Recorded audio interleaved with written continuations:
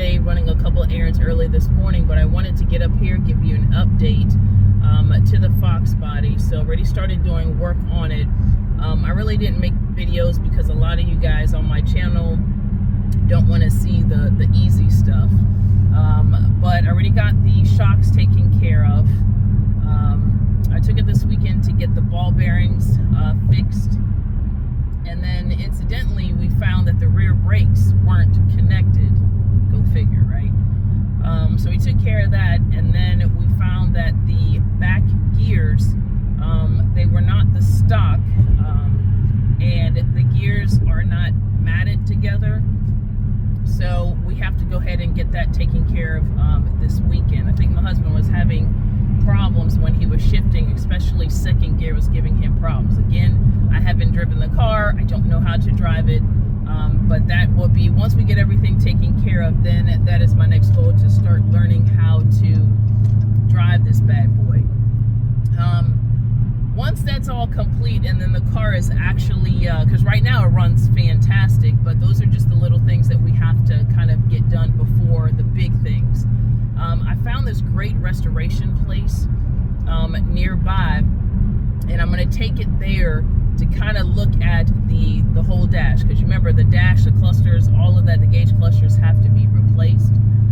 So that is going to be, I believe, the biggest thing on this car in the inside, because it's all electronics, all of that stuff. So I'm going to take that.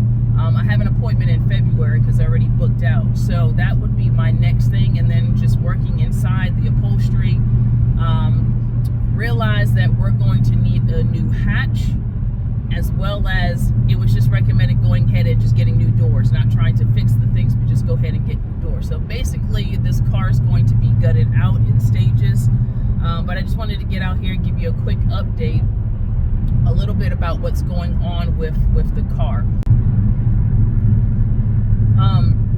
The other thing too, kind of give me your opinion. I've been looking around again. By all means, I am not an expert on these cars, but I know for a fact that I just don't like how, and it could be just dumb on me, but I don't like how the carburetor looks. I don't like it. Just, I want to turn that into a fuel injected system. I just don't like the carburetor. But when I was talking to the guy who was working on my car, he was like, yeah, he wouldn't convert it over.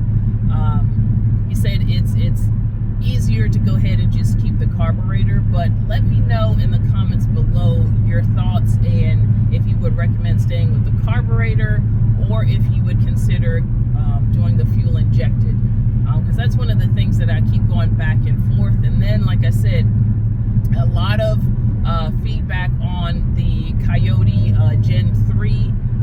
Some people were just saying, hey, swap it out for, the Ford EFI system.